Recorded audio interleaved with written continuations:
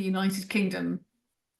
Brilliant. There we go. We are recording. As I was saying, youth mobility is an absolute hot topic for both the British government and the European Commission. I was in Brussels last week, and I can absolutely confirm this is one of the topics that people want to talk to you about. And that's for a number of reasons. Most crucially, because it feels for them very much an acid test about our seriousness of resolving some of the problems that Brexit has created. As I say, our guest tonight is somebody who knows firsthand just what those are, because he himself benefited from youth mobility back when we were all much younger, isn't it, Phil? And sadly, as we all know, politics is not a young person's game these days. Phil is the new MP for Bolton North West. He was born and bred in Bolton, having also studied law at Durham, and indeed during that time spent a year out in Hanover, which is why he's also the chair of the all-party group on German. I can reassure you, I have asked him to do this evening's proceedings in English rather than German, but I'm sure he does do both have asked. He's been a local councillor and worked in financial services, and as I said previously, he's one of our new cohort of Labour Movement for Europe MPs. I'm going to ask Phil to talk a bit about youth mobility and explain what it is and also why it matters. And then I want to throw the floor open for questions, comments, and I also want to challenge all of you to make sure that you've seen our briefing on this subject and that you are tabling our motion for your local constituency party to make sure that we are helping to lead the debate and inform the debate as to quite what youth mobility is across the country. But without further ado, I'm going to hand over to Phil. If for any reason the debate in the Parliament falls shortly, I will let you all know, but we are hoping to do at least a 45-minute session this evening for you on this subject, so that we've got lots of time to take your questions, Tory whips and their practices notwithstanding. Phil, you should be able to unmute yourself and we will spotlight you. Thank you very much, Stella. Hopefully you can hear me, and it is a real pleasure to be here with members from across the LME. I've got a sort of 4 or 5 key things I wanted to talk to, and it's very timely actually, because I've just come from one of our internal Labour Party ballots where I've just found out that I've been elected onto a vacancy on the Foreign Affairs Committee. It's going to be a key area of focus, I expect, over the coming years as we consider how do we best reset our long-standing relationship with our European allies and neighbours. What I wanted to talk about was a little bit about my own personal experience as an Erasmus exchange student, as was. Talk a little bit about what youth mobility constitutes, then move on to how it's different from free movement. And we know that there are some political actors that will seek to connect the two and sort of make that argument as to why we shouldn't be arranging a European-wide youth mobility scheme. Then talk fourthly and fifthly through how this needs to be looked through a wider prism of what European counterparts call people-to-people links. And then finally wrap up very briefly just by saying, how do you make the argument in layperson's terms about why this is important, what the impact is, and sort of the wider strategy going forwards, given there are very detailed conversations happening, I think, across Europe at the moment. And certainly every time I speak to European politicians and diplomats of any persuasion, this is the #1 topic that comes up time and time and time again. So just a little bit about me, as Stella said. So I was first elected to Parliament in July of this year. I would like to put on my record thanks to all members of LME who helped out with the election. I think there was a particular phone bank that was done by LME members for myself and my neighbouring new MP in Bolton, Kirith Entwistle. So really grateful for all the work that everyone on this call did, and it did make a massive difference. I think it's fair to say that my constituency, Bolton West, just to give you a flavour for it, voted marginally in favour of Brexit back in 2016. I like to think it's fairly representative of the country at large, both in terms of demography, but also its political persuasion. It's very much a bellwether seat that either government has to win, either party has to win to form a government. Now, I was an Erasmus student in Hanover, in Germany, in 2006-07. And for me, that was a really formative moment as a young person abroad. I, to this day, have enduring strong relations with fellow students who I was in Hanover with. Indeed, only the other week, I actually hosted one of them here in Parliament, who I hadn't seen for more than a decade. but it was also important for me because it gave me the confidence to sort of push my boundaries, to have a full cultural immersion in German life, to boost my language skills, but also the opportunity to explore Germany at my own pace. And I think, we've seen the retrenchment of those opportunities for young people from across the UK over the last few years. And it really does sadden me how that has been the case, and how, frankly, kids going through school, college, university, or an apprenticeship in this day and age don't have the same opportunities that I was afforded and that my generation had growing up.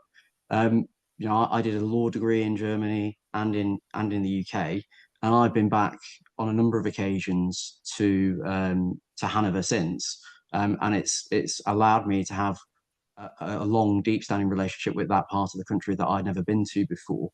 And I think it really left a lasting impression and gave me the confidence as well, going into looking for a job coming out of university, but also to sort of take a step back and think about what did I want to do after I graduated. In terms of that youth mobility offering, the youth mobility discussion, I did talk about Erasmus there at the start. I think it is worth taking a step back and just pausing to think that this is about study, but it's also importantly about apprenticeships and job offers. So it's about the full range of opportunities for young people before they go either into the labour market or through the course of their study. It's worth clarifying as well, I'm sure many people will know this, that our participation in what was Erasmus, as an example, was not contingent on our membership of the European Union. And there is the possibility for a future youth mobility scheme to be built, which can be deep, which can be lasting, which can encompass those full range of potential opportunities for our young people without having to reopen discussions around crossing over some of the new government's red lines around single market, around customs union. And I really look forward to having those discussions when we open it up to questions after I've finished speaking. I think one thing that was really striking to me in particular was, and I'm sure many people on this call will know this, that we already have youth mobility schemes already in place that are reciprocal with countries like Uruguay, with Andorra, with San Marino, as well as the more well-known ones around Australia, Canada, New Zealand. But yet we don't have something that's as deep, as lasting, as enduring, that gives as many opportunities to young people to grow with the European Union. And for me, it would be remiss of the government not to grasp the opportunity to genuinely reset what is an important part of the UK-European relationship as early as possible during this new Parliament. I was just reflecting on the numbers as well slightly earlier today. Erasmus Plus, as was in 2018-19 when the UK participated, there were 20,000 staff and students on that scheme. The Turing scheme replacement, which I think people will be familiar with, which allows study, work or training abroad, but is only paid outward, so it's not reciprocal between the UK and other countries. It allows for roughly 25 to 30,000 staff and students as of the last figures. And half of those were not even in Europe, they were elsewhere in the world. So that just gives you a flavour, I think, of actually how much there has been a decline, frankly, in engagement. And it's really striking for me, both as the secretary of the all-party parliamentary group for Germany, but frankly as an internationalist, that we're really lacking those opportunities. I think one of the things that I've spoken a lot with ministers, including in the Foreign Office, but also other colleagues across the Parliamentary Labour Party a lot over the last couple of months since I was elected in July, is about how do we make the argument as to how a youth mobility scheme is different from freedom of movement and what it pertains to. Because I think there is a bit of work to be done across our colleagues to explain, for instance, that youth mobility schemes tend to be time-limited programs, as we know, for people of a certain age.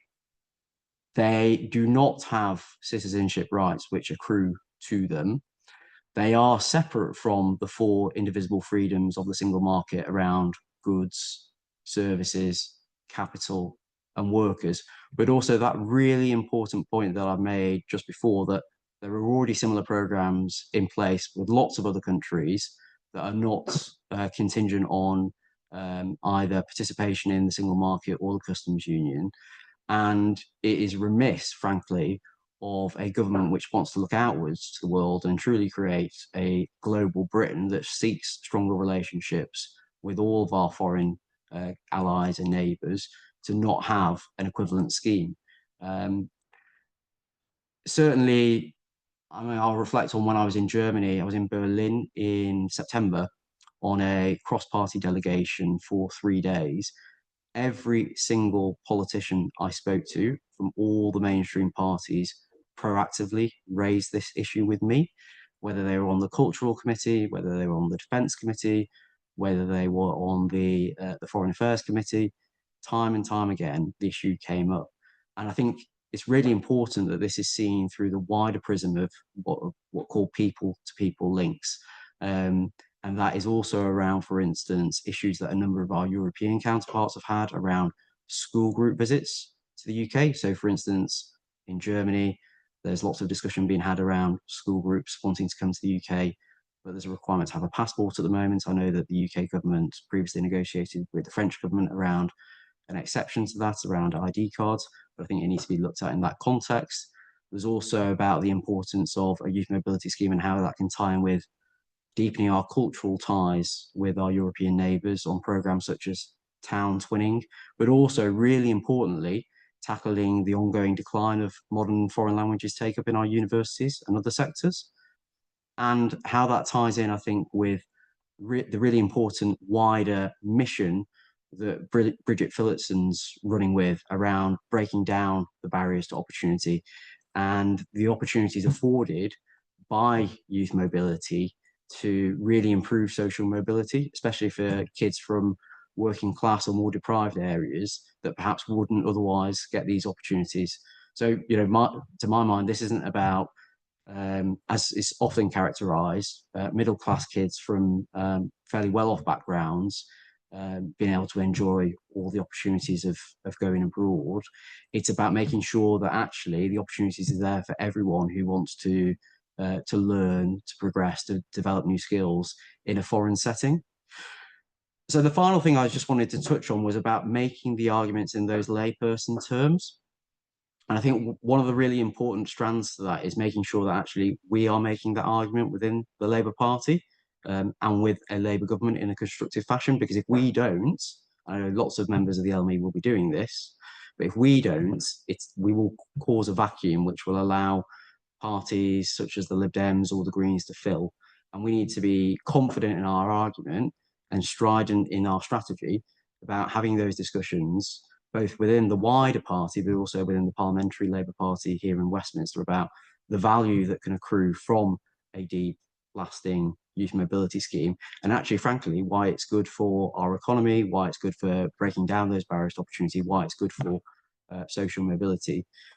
And also what I would say is it's really important that those discussions are being had now and the groundwork is being done now, both within our party, but also and our wider movement, but also within the country at large, because it won't be good enough for a youth mobility scheme to be magicked out of thin air and announced to the country if some of those discussions about how this is different from freedom of movement haven't been had. If it's possible that right-wing outliers may want to spin it in a certain way. And it's really important that we are educating, we're having that discussion now ahead of more detailed and hopefully fruitful discussions going into the new year at a government level. So I think those are kind of strands of thought. Stella and I have talked about this at great length. I take great heart from the fact that we have a really energetic, new, vibrant Parliamentary Labour Party, many of whom are LME members, many of whom are committed to genuinely delivering on a closer, deeper EU-UK relationship, and many of whom want to work constructively with the new government on a genuine reset. And it is genuinely heartening to see that after what's gone on over the last few years. So Stella, hopefully that gives a bit of flavour for my views, my experience so far, having been here for what is it, just over 5 months. There's a lot of work to do, but I relish the challenge ahead. Thanks, Phil. I mean, 5 months is enough time, isn't it? Obviously, but that's brilliant. And thank you, Phil, for that opener, because it is so important to demystify what youth mobility is and be very clear that it is not freedom of movement by its very nature, which means that all those people who wish to tangle this very important starting point of showing the European Union that we recognise the problems that Brexit has created and are determined to solve them for the British public isn't lost in that furore. I'm now going to open it up to questions. And I'm happy to take questions in groups of 3. We will be seeking to gender balance our question making. So I do encourage the women in the audience, please don't feel that your voices will not be heard. And I am going to chair. You can either use the hands up function now. I don't know about you, but my Zoom has recently changed, which is an absolute nightmare, isn't it? You should be able, if you use the bottom of the screen, there is a button called React. They've changed it, but under React you will find raise hand. So please do use the raise hand function, and I will ask Mariana to unmute you when you ask your question. I'm just going to give people a little bit of time to find the React button. It's actually got a wonky heart. I don't know why. Who invented this technology? But we'll start with Ray, please. Ray Kirtley. If you can unmute Ray, please, Mariana. Thank you, Phil, and thank you, Stella. Could I make a plea at this stage, please? Phil mentioned Erasmus Plus for a very minor step, which would be to allow schools to rejoin the e-twinning programme, which is part of Erasmus Plus. It doesn't involve much, if any, mobility, but it does allow young people who have perhaps very limited advantages to access their peer group in other parts of Europe. We have countries like Armenia and Ukraine who are in e-twinning, plus the whole of the EU, of course. Why are we not? It might take 5 or 6 members of staff, very limited funding, and certainly doesn't worry any of the people who might be concerned about freedom of movement. So it's a very minor stepping stone towards Erasmus Plus, but I think it would be one that a lot of schools would thank you for. Okay, thank you. Brilliant. Thank you, Ray. Olga, please. Olga Fitzroy, sorry. Thank you. Hi, my name's Olga Fitzroy. I work in music, and freedom of movement is a massive issue for our industry. I know the Labour government has committed to coming to a deal, but it seems like the prerequisite for a cultural touring exemption is this youth mobility scheme. And at the moment, it seems like the Labour leadership, I think particularly those people who are concerned with future elections and the threat of reform and the Tories, that they're really not up for this. How do we kind of make the point to our own party, to the leadership, that it's different, and how do we kind of sell it to people that are concerned about reform voters? Thank you. Brilliant, thank you. And Peter Crawley, please. We'll do 3 at a time, if that's all right. Okay, thank you very much, and I'm really pleased to be here. Actually, I live in Brussels, and I used to work on the researcher mobility scheme Marie Curie before I retired. One question about how this is tackled and concerning the links that people will make with the freedom of movement issue. One problem perhaps with the current immigration scheme is that people have to invest so much in their immigration, so it becomes very much a one-way street, whereas freedom of movement is a two-way street, and Erasmus is a two-way street. So it means that young people can come to UK, they benefit from the cultural experiences, and then leave, not having invested very many thousands of pounds in immigration visas, but having benefited from their experiences. I've not heard those sort of arguments made. Everybody assumes these things, it's all about immigration, but actually the Erasmus scheme is a two-way street. So also, apart from UK people leaving to go to Europe, the Europeans are going to come and they will have their experience and they will go back to Europe. And as a side issue to that is the other issue related to family visas, because it's a big issue now with with students going abroad into Europe. They fall in love, they want to get married, and then they want to come back to the UK. And with the new salary thresholds that there are for family visas, it's just not realistic for people at the outset of their careers, at the young, for young Erasmus type. I'm not sure how you describe it, but immigrants or participants. So 2 questions. One on how you link it to the freedom of movement and addressing short-term sort of hospitality work in particular, I would say probably as well, and the fact that it will reduce permanent immigration with benefiting the economy. Thank you, Peter. Okay, we've got 3 questions there. Phil, you should be able to unmute yourself. Do you want to take, I think Ray's point about the e-twinning is quite a technical issue about the scheme itself. Perhaps we should talk a bit more about Olga's question and Peter's question about whether or not to talk about freedom of movement. And I know you and I feel very strongly, Phil, about why that isn't part of this debate. But that's not to dismiss your point, Ray, about the e-twinning programme. I think we both agree it's a very simple change to make. But if I can get you, Phil, to talk a little bit more about the distinction between freedom of movement and youth mobility, you should come up on people's screens when you start talking.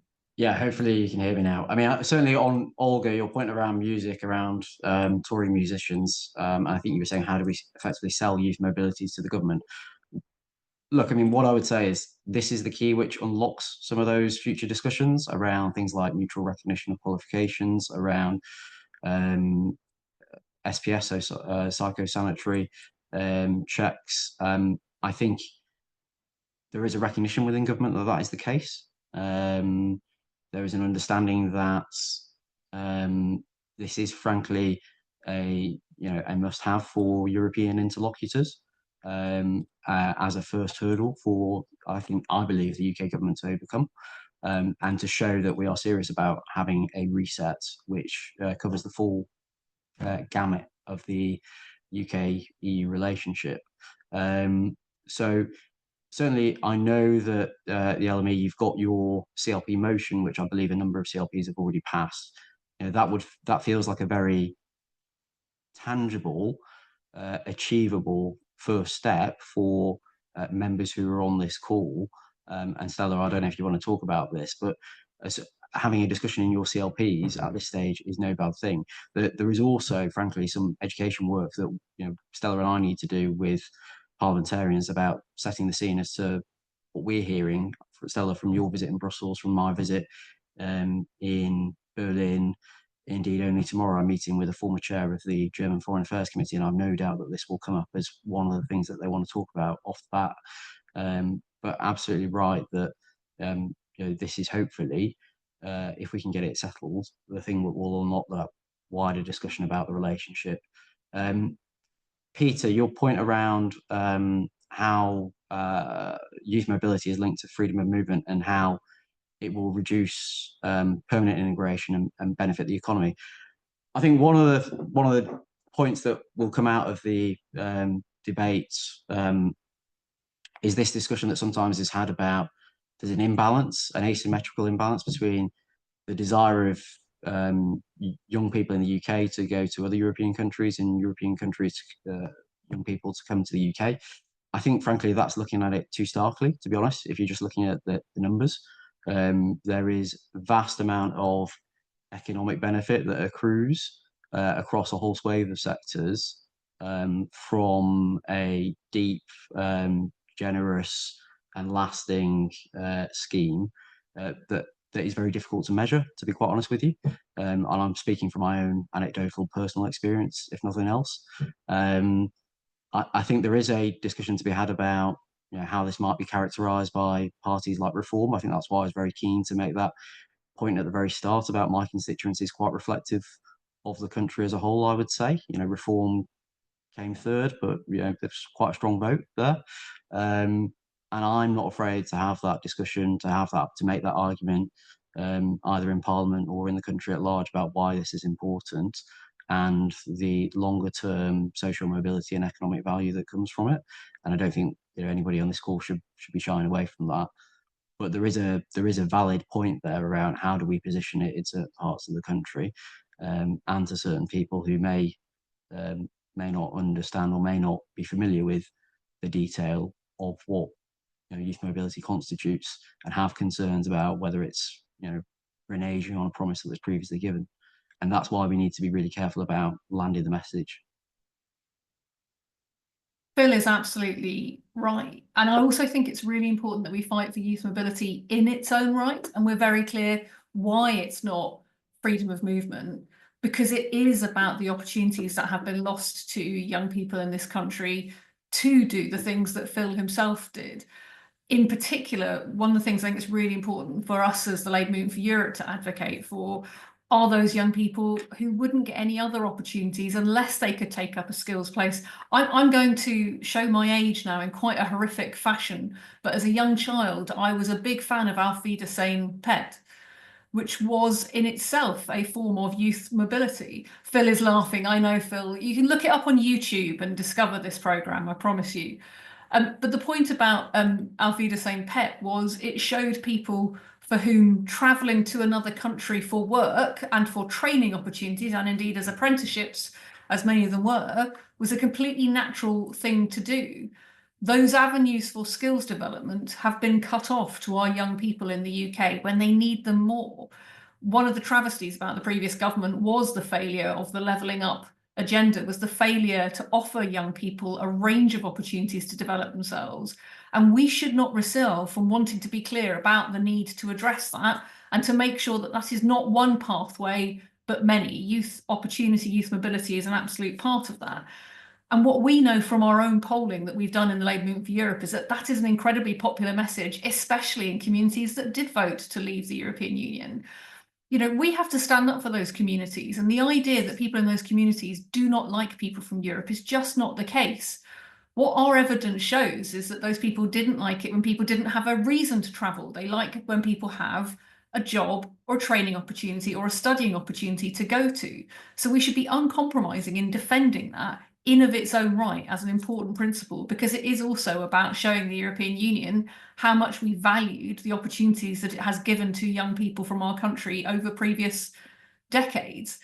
The other reason why that matters is that we need to be the voices, because you will not hear this, frankly, from the Liberal Democrats. We will not hear this from any other political party, the championing of apprenticeships, the championing of skills development for those young people for whom university is not the course and the pathway that they wish to take. It's not been part of their discussion to date. And yet it's a really important part of why this matters. And so why it matters when we negotiate a youth mobility deal that is explicit. And I say that because the deal that was brought forward by the European Union earlier this summer, which many of you might have seen, wasn't explicit. It was 4 years to one country only for British citizens. Now, I think we can all recognise that that is not a good enough deal, but a deal could be done that does encompass skills training, that does allow more flexibility, that is probably shorter in length in terms of the time that you go, and therefore is more accessible to a wider range of young people in this country. And all the time we are caught up in the debate about freedom of movement, which is a completely separate issue about the single market. We're not advocating for those young people for whom Auf Wiedersehen Pet is just, it's their understanding of who Jimmy Nail is. They don't even know his songs, Phil. That's how bad things are these days. That's how old I am. But it really matters that we're clear about what we want to see in that deal. One practical thing I think members should be aware of when you're advocating for this in your constituency parties as well is the length of time it will take. Because one of the reasons why this matters to the European Union is the previous Conservative government was trying to do bilateral deals with a range of countries. So don't brook any argument from Conservative activists because they were in favour of youth mobility. They were trying to do it on a bilateral basis with a wide range of countries, including the Czech Republic, Germany, France as well. But the European Commission wanted it to be done as a collective because that's an important part of how they operate. Practically what that means is any deal, any revisions to the deal have to be agreed by all 27 member countries and then go back to the Commission. So it is quite a long-winded process. That's why we're asking you to table that that motion, and to talk about these issues now and to help demystify what youth mobility is, because it will take some time to get to the better kind of deal I think we could get to as a country. And I was in Europe last week, and as Phil says, you know, it's the number one thing that people will raise with you, but it will take some time to get those details right and to get them approved by the 27. The sooner we in the United Kingdom are championing that, and championing the opportunities that have been lost to a whole cohort of young people, not just because of Brexit, but including because of Brexit, the sooner we can get to having that deal on the table that would be a deal that we would all be incredibly proud of. And the Labour Movement for Europe is the only organisation within the Labour Party that can bring those strands together about a concern about inequality of opportunity, a concern about collaboration with our European neighbours, and an honest recognition of the process of negotiation and deliberation it will take to get there. So no pressure, but we do want to see even more of you tabling your motion in your CLP and having that debate in January. I'm going to take 3 more questions now. Can I start with Chris, please? Chris Freeman. Right, thanks very much. I'm not particularly skilled in any of this, so I don't completely know what I'm talking about, but I do know that when I take this motion to my GC in January, what I'll get thrown at me is, why can't we just rejoin the EU? And I'm not expecting you to help me with that one, but I would be interested in knowing whether you think it would be a useful step. But the real thing that I want to know is, why did the Labour Party object to the EU proposal for this earlier in the year? Why did they do that? And what would it take for them to agree to change their mind? Thank you. Good questions, Chris. Never apologise for not knowing how to put things. Goodness place, me and Phil are more than equipped now, 5 months in of listening to people in the chamber. Charles, please. Charles Owen.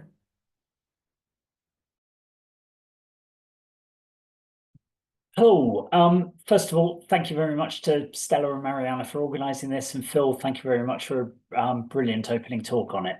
I run an organisation called Seasonal Businesses in Travel, SBIT, and we represent and campaign for the 10,000 UK holiday reps and staff in the tourist industry that used to work across the EU delivering holidays up until Brexit.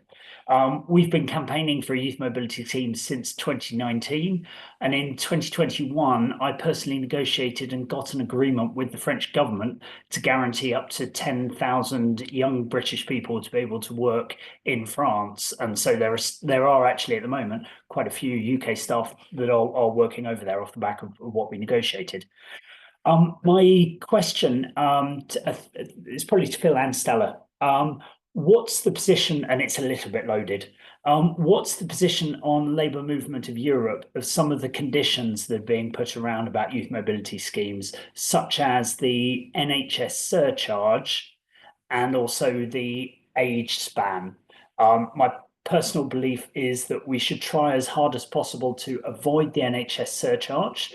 It's a charge of about £1,000, which can be put on to people coming, EU staff coming over to work in the UK.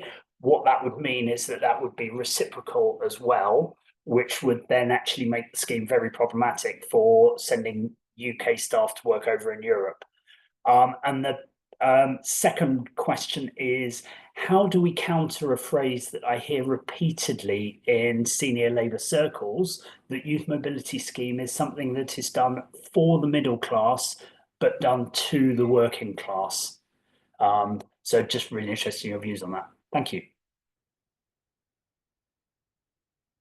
Thanks, Charles. And then finally, Richard. Richard Corbett, please. Thank you. Well, first, thanks very much to Phil for doing this, and not only for this, but also, by the way, what you're doing on parliamentary reform, which is another issue.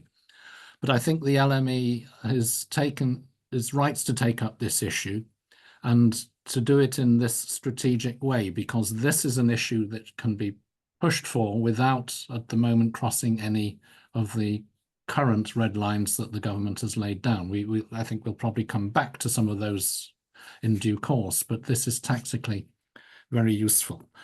One detail that you might want to look at if and when that arises, it's not a major aspect, but nonetheless is the European University Institute in Florence that we used to be part of. It's a separate intergovernmental treaty, not legally part of the European Union, and there was a big argument at the time about whether we really had to leave that. And plugging back into that, I gather, is being, because I was giving a talk there last month, and I gather that is on the agenda as well. But my question is, although this is an internal Labour Party campaign, have you had talks with other parties at all on this, and are they sympathetic? And in particular with our comrades in our sister party, the SDLP in Northern Ireland, because of course Northern Ireland does participate in Erasmus, courtesy of financing from the Irish government, as I understand it. And is that likely to be true more widely on youth mobility? And would that not be a tactically useful argument to deploy anyway in the rest of the UK? Thank you, Richard. I'll come to you now, Phil, but just to reassure Peter Crawley, Jimmy Nail was actually 29 when he filmed Auf Wiedersehen Pet, so he would have been covered by a youth mobility scheme. Just shows how old we all are, I know. Phil, over to you. Yeah, thanks. If I just come to the first question, I think it was Chris about you've got the motion, you're going to take it to your GC. Look, the point I would stress in those conversations is this is the first step in terms of having that full and frank conversation about what the UK's relationship looks like. And I would repeat the sentiment that, as I said, I get from every single European politician that I speak to about wanting to genuinely do a reset, about there being now goodwill in the relationship between the UK and the EU, but that this is a first hurdle that needs to be overcome before we can have that wider discussion, and that from a number of different countries and a number of different political traditions, there is demand in every single country I've been to in the last 12 months and had this conversation in Europe. And I think in terms of the LME motion, passing that through a decent number of CLPs will sort of stimulate within the party and the wider movement that conversation about the reset. And it's also incumbent on people like Stella and people like me in my capacity now as a member of the Foreign Affairs Committee, and Stella in your role as chair of the LME, to have those discussions with our partners and with our colleagues here in Parliament. So it needs to be both grassroots led, but also championed by elected representatives. And I think that is a really fundamental point, that this can't just be people like Stella and I trying to enforce it on high or having those discussions with government ministers. There needs to be pressure from across all parts of the wider Labour movement, and that's why you've got a really important role to play through your constituency Labour Party. Richard, your point about the Institute in Florence is a really important one. It's not one I'm close to, but I remember I did a university undergraduate dissertation on free movement of services in the context of healthcare. This was back in 2007-8, and a very great number of my lecturers had gone through that institution. So it's something I should have a look at. I mean, Stella might be able to come in on this. I haven't had detailed conversations with Northern Irish counterparts or Irish counterparts in any way, shape or form since I was elected. But Stella might be able to come in on that. And then Charles, I think you do make a really important point about, I think you said, how do we counter this being something for the middle class, but done to the working class?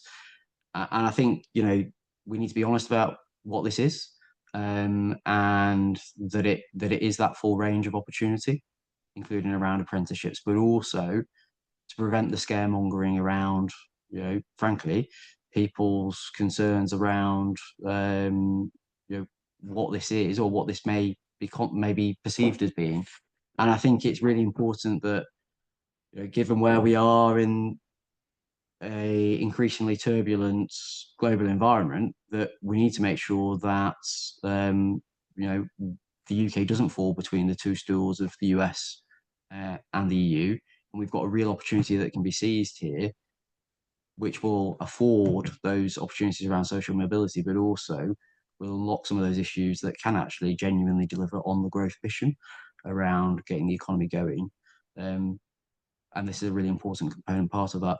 Stella, I don't know if you wanted to come in on Richard's question and Charles's wider point as well.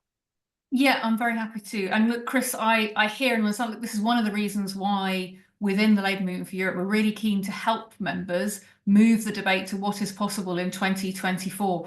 We can all see the damage that Brexit is doing to this country, and therefore we have to be part of a salvage operation. And the honest truth is that talks and discussions, even if Europe were willing to entertain it for rejoining, would be a 10-year process. Frankly, an entire generation of young people do not have 10 years for negotiations. They need us to do things now to salvage something for them to have a future. And a youth mobility scheme is a starting point. It's absolutely not the end point. It's part of showing Europe that we're serious partners, that you can do business with, that we can listen to their concerns, and that we can work together with them whilst also respecting the way in which the European Union works. So not doing what the previous government did and trying to undermine them by doing bilateral deals and unpick the relationships that were so important to the European Union, but actually working with them. That doesn't mean we should be unquestioning. As I said, actually, I didn't think that the proposal they came up with in May, and I think we can all recognise the timing was not great given that we were about to go into a general election period, but the proposal they came up with was not a good enough deal. Our argument in the Labour Movement for Europe was always, well, we should talk about what a good deal looks like. And one of the ways that we talk about what a good deal looks like, and we get past those people who want to take us back to the debates of 2016 and 2019 and write things on buses and try and claim that there's another Brexit, but it just wasn't this Brexit, is to talk about things that people haven't explored. Youth mobility is indeed one of them. Charles is absolutely right. There are those people who want to portray this as being about middle-class students. Absolutely, students have had their opportunities restricted, and Phil is such a powerful example of the benefit that gave him to go to Hanover and to study. But that's why we have to talk about the tour guides that you're talking about, Charles, those young people who saw parts of Europe, who worked abroad during their summers, who got huge amounts from that and absolutely got a job from it. We have to talk about apprenticeships. We have to talk about skills. The point is, our young people need more opportunities. Why would we close doors to them? The British public really support that. 2/3 of the British public support a youth mobility deal because they can see it as about opportunity. So we need to own that language and link it into what is possible to achieve in 2024. The people in your GC who want to talk about rejoin are talking about 2035, 2040 at the earliest, about actually getting through a negotiation and then another referendum and all the other things going on in the world. For young people in the UK, because Brexit is such a disaster for their future, we have to be ruthless about what we could achieve now. And a youth mobility deal is imminent. I mean, the good news is it is being discussed. It is very clear that there has been negotiation and movement on there. So we are pushing at an open door, but if we push at the wrong door, we won't be able to shape what that looks like, and we could lose that discussion. Charles is right about the conditions and about being clear about what they should be. I think Phil is right to flag that the point about youth mobility schemes from other parts of the world is that it doesn't entitle you to welfare assistance here in the UK. It's very clearly about mobility. It's about coming, learning, growing, and then taking those skills back to your home country. But that doesn't mean that we should accept just the first deal that's put in front of us. As I say, I think 4 years in one country doesn't make any sense. I mean, surely we want young people to be able to go to both France and Germany and Spain. So in which case we need more flexibility from the European Union. We won't be able to do that until we start talking to them. And we won't be able to show them that we're worth talking to until this debate is happening not just behind closed doors, but in the grassroots in our country in a positive fashion. And that's where you come in. Richard, I spent 5 hours of Friday debating with the unionists to stop them ripping up the Windsor framework on Friday. Absolutely, we need to stand shoulder to shoulder with our colleagues in the SDLP and the progressive majority in Northern Ireland who wanted to stay in the European Union, who want to uphold the Good Friday Agreement, and look at what the unionists are doing, whose answer to all the problems that Brexit is creating in Northern Ireland is more isolation and more disruption. To say, no, that is not the right way forward, learning from what they've been able to do, whilst recognising that Northern Irish students and apprenticeships are then hampered by some of the restrictions that come from them trying to do placements that have British universities in as well, great British universities in as well, just shows why we need to sort these problems out. you know, Brexit has happened, but it doesn't mean we have to accept the status quo that this is the best we can do. It's clearly not the best we can do for the British public. But the best we can do for the British public is to be ruthless about what we could achieve in the next 18 months, because Phil's right. It then shows that we're serious people you want to do business with, and what were the next stages of that. I'm very conscious about time. We've been very grateful to those Tory whips who are drawing out the proceedings, and I can see a lot of people have got their hands up. What I'm going to do is take a final round of questions, but I am going to be tough and say that it does need to be more gender balanced. So can I ask some of the women listening if you'd like to ask a question? Otherwise, I shall restrict the number of men who can speak accordingly, because that is what equality looks like sometimes. I'll start with Jonathan, please. Jonathan Smart. You should be able to unmute yourself, Jonathan. Hi, thanks for that, Stella. I absolutely agree totally that it's got to be incremental, the moves, but I have to unleash some of my frustration, I have to say, as far as Labour's position is concerned. I think we're far too much talking about being on the back foot, defending our position. That I don't think is a good way to be. We have a huge majority. We should be on the front foot. We should be pushing the advantages of the EU. We can forget the red wall, frankly, because they're dying out anyway. And frankly, we've got the youth coming up now who did not get the chance to vote in the Brexit referendum. So I think we should be appealing very much largely to that youth, and we should be confident on the front foot and pushing positive information about the EU. Right. I shall let some other comments happen before I tell you why you are categorically wrong, Jonathan, but we really appreciate you being part of this conversation. Roger. Okay. Yeah, well, I mean, obviously youth mobility and freedom of movement are two totally separate issues, but I'm a little concerned about what seems to me the suggestion that we should ignore talking about immigration, because the fact is that UK-born workers have fallen in numbers over the last 5 years, and many well-known economists have pointed out that actually immigration in these circumstances is actually a benefit for economic growth. And I am sort of just concerned that that issue is in a sense going to be just out of discussion in LME. I mean, it's not the issue we're focusing on tonight, but I do think to neglect a discussion about immigration that embraces what I think many of us as economists would regard as obvious, which is that in recent years, immigration has made a major contribution to job growth in a way that domestic employment opportunities have not. And let's not ignore that. It's not the centre of the discussion tonight, but let's not rubbish the debate about immigration. Thank you, Roger. Annette. As you wanted another woman, I am going to ask a question. I have worked in Erasmus all my working life in 3 different universities, both for the incoming students and the outgoing students. And I think in order to push this forward, we need to come up with a proposal. We need to actually say, what is it that we want for our young people? I've read the briefing document. We start in that at 18. What happens to the 16-year-olds? What happens to the schools? We need to start slowly. I agree with that. We can't ask for everything. But some of the things that the Commission were asking for, we are going to say no to. I can already see arguments there because they're not going to be equal, you know, for example, the tuition fees. So we need to know as a group, what is it that we actually want? Do we want a minimum of 6 months with no visas? Do we want a maximum of a whole degree course? Where are we setting the boundaries? And then we can negotiate down. Because otherwise we'll be going backwards, forwards, and it will take forever for us to even get anywhere close. So I'll stop there. Thank you, Annette. I'm going to take one more speaker, and then I just need to tell you we have had a note saying that a vote is now imminent. Now, imminent in parliamentary parlance is as long as a piece of string, but it does mean that Phil and I are sensitive to time. Chris, you've had your hand up for some time. Chris Ramsden, please, we'll take you, and then I'll ask Phil to wrap up as well.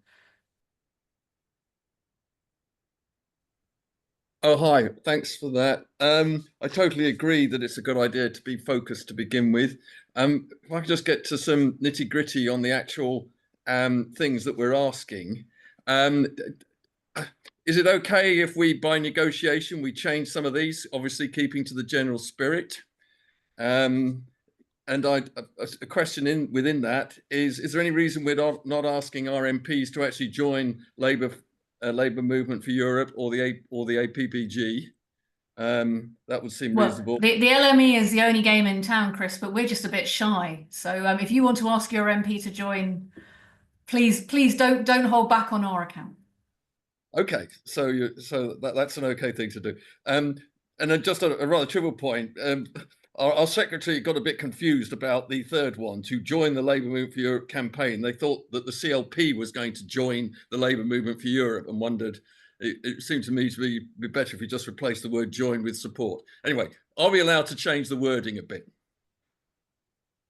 Let me take that question and get it out of the way. Look, we want you to debate youth mobility. Use the words that make most sense to you, but also you can affiliate because we're coming up to the end of the year. So if you want to, we're more than grateful to have you. Phil, can I get you to take whether or not we should abandon the red wall, including Bolton, I believe, or whether, and also Roger's point about immigration and Annette's point about the specificity of the ask, please, bearing in mind the minister is on his feet. I will try and keep it as succinct as I possibly can. There is a lot of ground to cover there. Look, what I would say is, whilst my seat is not a red wall seat, it is a seat that is completely surrounded by what we had previously deemed to be red wall seats. I would just say, Jonathan, I think, look, I think I have some reservations about saying that we can forget about the red wall, given where polling is at the moment, and also I think we have to bear in mind that whilst we did have a resounding victory in the July election, that frankly the electoral coalition that the party managed to build was very thinly spread in certain parts of the country, and we have to be sensitive to that. That said, per Roger's points, there was a discussion about immigration to be had. Yes, I take on board the point about not rubbishing that debate. Again, in a similar vein, we need to own that argument within the Labour Party and the wider movement. If we don't do that, then there is a vacuum there that, frankly, reform will fill. I say that as somebody whose mother came to the UK from Europe and ended up working more than 30 years in our National Health Service, doing a job that somebody else wouldn't have been able to do. And we should be having that discussion about the economic, but also the cultural and the wider societal benefit that immigration brings to our country. I think, Annette, on your point about the asymmetry around tuition fees, about 16 to 18-year-olds, look, I think this GC motion that has been put around, that Stella has been doing sterling work on, is the first part of that wider discussion around how that frames the specific asks going into the negotiation in the new year. I don't want to go through all those points now because I don't think we've got time with the minister being on his feet, but look, it's a very valid point to make. And Chris, on MPs who are not members of LME, send them my way, send them Stella's way. Tell them to come and find us in the tea room. Let's have a conversation with them as to why it's really important and why they need to get involved. Yes, we promise not to make them to go compositing, Chris, because we know that probably isn't the spirit of collaboration people wanted.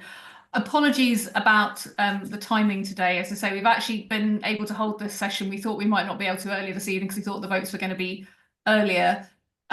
Jonathan, I just want to say it's really important to have you here, but I sit here as somebody who shares a Huguenot surname with Nigel Farage, and I do not want to cede a single corner, a single inch of this country to the idea, or a single group of people to the idea that they are lost to the progressive causes and campaigns that I was brought into politics to fight for and believe are in the best interests of this country. We must stand up for everybody. We must end the division that led us down the path to Brexit And that means not dismissing any part of the country, but actually being willing to work for and fight for opportunity for everybody who lives across this nation.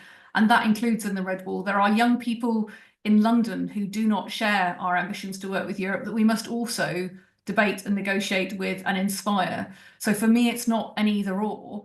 And actually, those people who were promised that this was the answer to the inequalities and challenges that they were faced are the people who should be at the forefront of our minds most of all.